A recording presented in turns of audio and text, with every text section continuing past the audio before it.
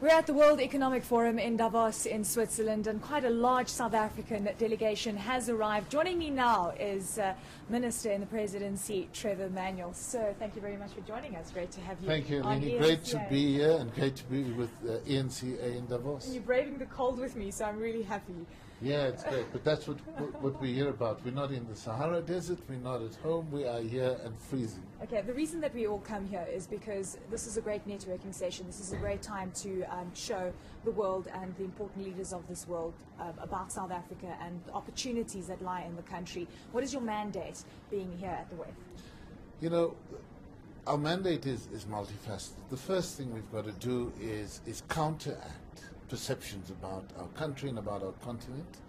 This is work we've been doing over a number of years, and my own sense is that the best place to actually persuade people is in face-to-face contact. It's very different having people read newspapers or having them sit down with policymakers in the country to allay their fears, an opportunity for people to ask their questions, however impolite or worrying they may be for us from a distance. The opportunity to sit down with people and persuade them about what is happening in the country, our perceptions of what is taking place is fundamentally important, and that happens here in Davos. Minister, how do you plan to handle those tough questions with regards to what happened with in Marikana, where people lost their lives, with the farm workers' strike, where again people lost their lives, export market has been affected. Overall, our economy on the ground seems to be going through a lot of worries, and it really stems from the labour market.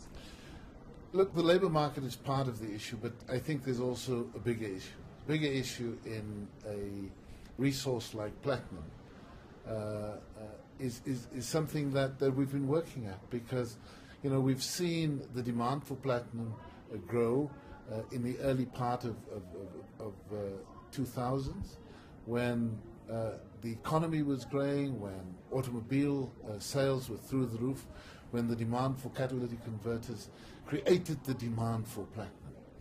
And as the global economy hit the skids, that demand fell, and right now platinum is going through an exceedingly difficult period because the price has fallen, and so the tendency of mines would be to shut, and that creates stresses and strains in the sector. We need to be able to take prospective investors or those who already invested in the country along with us through this process, and so the way in which a Team South Africa, representatives of government and the private sector, unfortunately trade unions aren't here in their numbers, but the ability to sit down with people who don't travel to the country and persuade them of how we deal with these challenges is fundamentally important. On the Marikana issue itself, I think that there we can demonstrate that what transpired on the 16th of August last year affects all of us, not just the families of those who lost their lives or the immediate community. It affects all of us.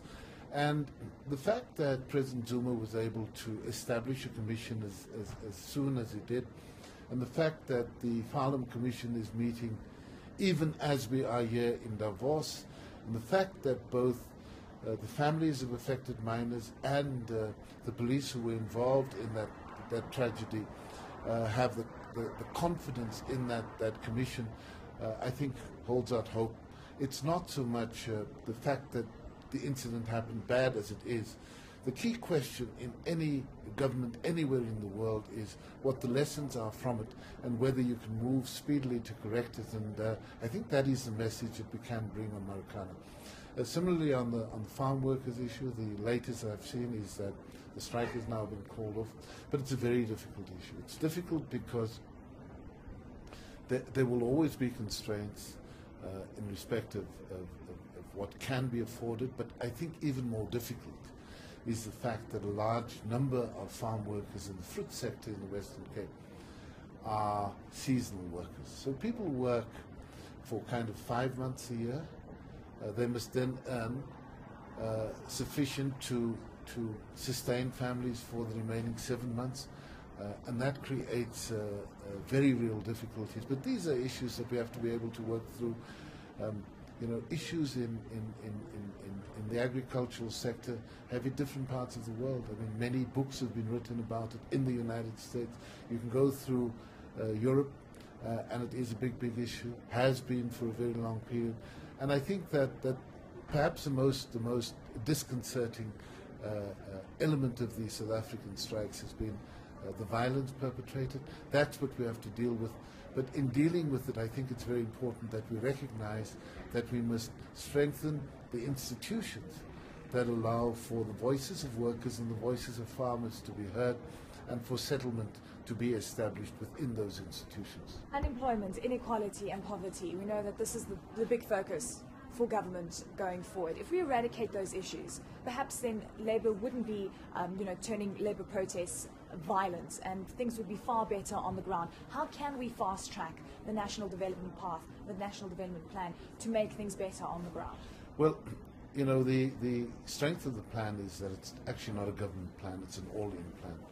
And I think that it's taking the idea of those institutions out, ensuring that we can get everybody involved, because there are many things that we shouldn't wait on government for. There are many instances where the expression by people through violent actions is actually uncalled for. I mean, I'm racking my brains trying to understand why people in Sasolburg have reacted as violently as they have. So there's a proposal to link Sasolburg and Paris.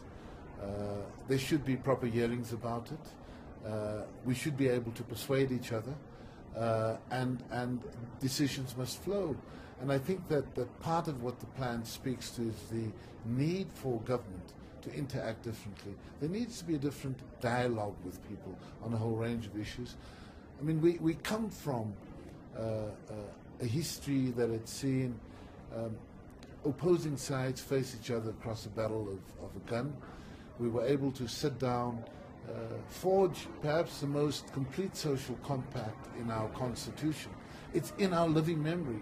And that's what we have to go back to time and again, because that is what defines us as a nation. Our constitutional values define us, and we have to go back to that every time and demonstrate that there's a way other than the destruction of property and life to resolve issues that sometimes present themselves as rather difficult. Do you think that we're going backwards at this point in time when we see what has happened over the past few months? And then does that also then deter investors from investing in South Africa, which we've always been the powerhouse of the African continent? Are we losing that spark that we've always had?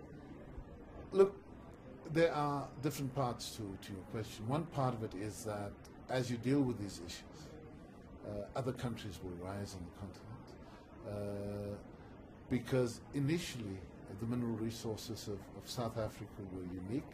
Resources have been found elsewhere. The one issue that we must never give up on is our investment in people, because it's the skills that go along with everything else, along with the invested infrastructure, along with the invested capital, that will rebuild South Africa as a powerhouse. In respect of investment flows across the world, it's